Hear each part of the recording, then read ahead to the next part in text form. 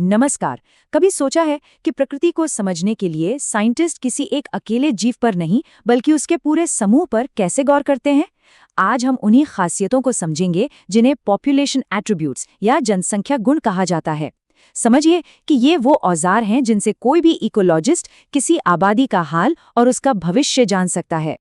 देखिए, एक अकेला जीव जन्म लेता है और मर जाता है। ये तो एक सीधा साधा सच है। लेकिन जब हम बात करते हैं पूरी आबादी की, तो क्या कहानी तब भी वैसी ही रहती है? बिल्कुल नहीं। एक आबादी की ना अपनी कुछ अलग ही विशेषताएं होती हैं जो किसी एक जीव में नहीं हो सकती, जैसे जन्म दर या मृत्यु दर। तो आज हम क्या क्या देखने वाले हैं? सबसे पहले हम एक अकेले जीव से आगे बढ़कर पूरी आबादी के नजरिए को समझेंगे। फिर आबादी के वाइटल साइंस यानी जन्म और मृत्यु दर को जानेंगे। इसके बाद देखेंगे कि उम्र का ढांचा कैसे भविष्य की कहानी बताता है। फिर आबादी को गिनने की चुनौतियों पर बात करेंगे और आखिर में इकोलॉजिस्ट के इस पूरे टूलकिट को एक साथ देखेंगे। तो चलिए शुरू करते हैं पहले कदम से। हमें अपनी सोच को एक से हटाकर अनेक पर लाना होगा। इकोलॉजी यानी पारिस्थितिकी विज्ञान में अक्सर जो स्टडी की जाती है वो किसी एक जीव की नहीं बल्कि पूरी आबादी की होती है। तो आखिर ये पॉपुलेशन या आबादी है क्या? देखिए, ये एक ही प्रजाति के जीवों का वो समूह है जो एक तय ज्योग्राफिकल एरिया में रहते हैं, एक जैसे रिसोर्सेज के लिए, मतलब खाने पीने और रहने की जगह के लिए, आपस में मुकाबला करते हैं और सबसे जरूरी बात, आपस में बच्चे पैदा कर सकते हैं। जैसे किसी तालाब में रहने वाले जलकाग या किसी जंगल में सागौन के सारे पेड़। अब बात करते हैं आबादी के वाइटल साइंस की। जैसे एक डॉक्टर हमारी नब्ज चेक करता है ना, ठीक वैसे ही इकोलॉजिस्ट किसी आबादी की नब्ज को उसकी जन्म दर और मृत्यु दर से मापते हैं। तो जन्म दर, जिसे नेटिलिटी भी कहते हैं, इसका मतलब है कि हर एक जीव पर कितने नए जन्म हो रहे हैं।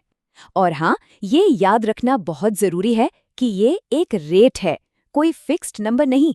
ये हमें बताता है कि आबादी किस रफ्तार से बढ़ रही है।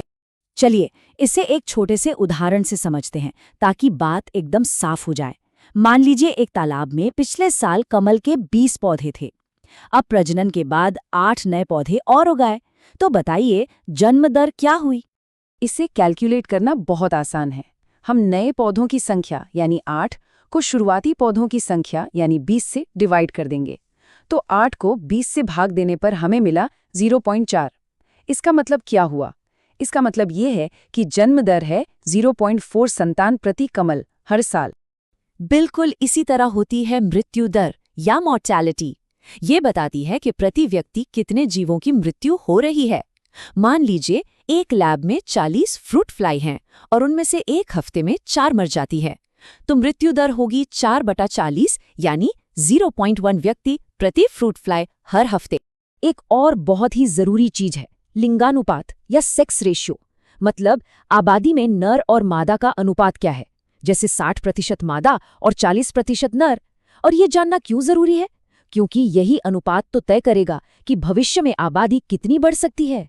चलिए अब एक बहुत ही मजेदार टॉपिक पर आते हैं, ढांचा और भविष्य। मतलब कैसे किसी आबादी की बनावट ही उसकी पूरी कहानी, उसका भविष्य बता सकती है। इसके लिए इकोलॉजिस्ट्स देखते हैं आयु वितरण यानी एज डिस्ट्रीब्यूशन को। सीधा साधा मतलब है कि आबादी में किस उम्र के कितने लोग हैं। और जब हम इसी डेटा को एक ग्राफ पर उतारते हैं ना, तो जो शेप बनती है उसे कहते हैं एज पिरामिड। तो किसी भी आबादी को ना हम मोटे तौर पर 3 एज ग्रुप्स में बांट सकते हैं। पहला प्री रिप्रोडक्टिव, मतलब वो बच्चे जो अभी प्रजनन नहीं कर सकते। दूसरा रिप्रोडक्टिव, यानी वो जो प्रजनन करने की उम्र में है। और तीसरा पोस्ट रिप्रोडक्टिव, यानी वो जो प्रजनन की उम्र को पार कर चुके हैं। हाँ, तो ये जो पिरामिड्स आपको दिख रहे हैं ये इंसानी आबादी के हैं। और कमाल की बात यह है कि सिर्फ इनके शेप को देखकर ही आप बता सकते हैं कि आबादी बढ़ रही है, स्थिर है या फिर घट रही है। चलिए एक एक करके इन्हें समझते हैं। सबसे पहला है ये बढ़ती हुई आबादी का पिरामिड। देखिए इसका बेस, इसका आधार कितना चौड़ा है। ये दिखाता है कि आबादी में जवान लोगों की, मतलब प्री रिप्रोडक्टिव लोगों की संख्या बहुत बहुत ज्यादा है। और इसका सीधा सा मतलब है कि भविष्य में ये आबादी बहुत तेजी से बढ़ने वाली है। अब आते हैं दूसरे पिरामिड पर। ये है एक स्थिर आबादी का पिरामिड। इसका शेप देखिए, कुछ कुछ घंटी जैसा है ना? इसमें प्री रिप्रोडक्टिव और रिप्रोडक्टिव लोगों की संख्या लगभग बराबर सी है। तो ये क्या बताता है? ये बताता है कि आबादी या तो बहुत धीरे बढ़ रही है या लगभग रुक सी गई है। और ये रहा तीसरा पिरामिड, जो घटती आबादी को दिखाता है। इसका शेप एक कलश या सुराही जैसा है, जिसका आधार बहुत पतला है। मतलब नए पैदा होने वाले बच्चे कम हैं। ये एक साफ इशारा है कि भविष्य में ये आबादी घटने वाली है। अच्छा, अब एक और बड़ा सवाल, किसी आबादी में आखिर कितने जीव हैं? ये सुनने में जितना आसान लगता है, असल में इकोलॉजिस्ट्स के लिए ये एक बहुत बड़ी चुनौती हो सकती है। अक्सर हम यूज करते हैं जनसंख्या घनत्व या पॉपुलेशन डेंसिटी, मतलब एक तय एरिया में कितने जीव हैं। पर क्या यह हमेशा सबसे अच्छा तरीका है? जरा सोचिए, एक खेत में 200 गाजर घास के पौधे हैं और उसी साइज के खेत में एक बहुत बड़ा विशाल बरगद का पेड़ है। गिनती में तो गाजर घास जीत गई, पर क्या इकोसिस्टम के लिए दोनों की भूमिका एक बराबर है? नहीं। या इस सवाल के बारे में सोचिए, मान लीजिए एक पेट्री डिश में बैक्टीरिया की बहुत घनी आबादी है। अब उसका घनत्व कैसे बताएंगे? क्या एक एक बैक्टीरिया को गिनना मुमकिन है? नहीं।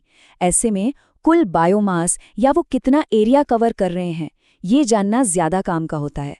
कई बार तो सीधी गिनती हो ही नहीं सकती। अब आप ही बताइए, क्या जंगल में जाकर हर एक बाघ को गिन सकते हैं? लगभग नामुमकिन है, राइट? इसीलिए इकोलॉजिस्ट दूसरे तरीके अपनाते हैं, जिन्हें इनडायरेक्ट मेजर्स कहते हैं। जैसे बाघों की गिनती के लिए उनके पंजों के निशान गिनना या उनकी बीट के सैंपल इकट्ठे करना। तो चलिए, अब तक हमने जो भी बातें की हैं, उन सबको एक साथ जोड़ते हैं और देखते हैं कि हमारे इकोलॉजिस्ट के टूलकिट में क्या-क्या औजार जमा हो गए हैं। तो एक नज़र डालते हैं हमारे टूलकिट पर। सबसे पहले है जन्म दर, जिसका फॉर्मूला है नए जीव डिवाइडेड बाय शुरुआती आबादी। फिर है मृत्यु दर, यानी मरने वालों की संख्या डिवाइडेड बाय शुरुआती आबादी। फिर आता है लिंगानुपात, यानी नर और मादा का रेशियो। इसके बाद है आयु पिरामिड, जिसका शेप हमें भविष्य बताता है। और आखिर में है जनसंख्या घनत्व, यानी एक तय एरिया में कितने जीव हैं। तो अब जब हमारे पास ये सारे शानदार टूल्स हैं, तो जरा सोचिए, वन्य जीवों को बचाने के लिए या शहरों में पार्क्स को मैनेज करने के लिए इन टूल्स का इस्तेमाल कैसे हो सकता है? ये सारी जानकारी सिर्फ किताबी नहीं है, ये हमें अपनी दुनिया को बेहतर ढंग से समझने और बचाने में मदद करती है। इस पर जरूर सोचिएगा।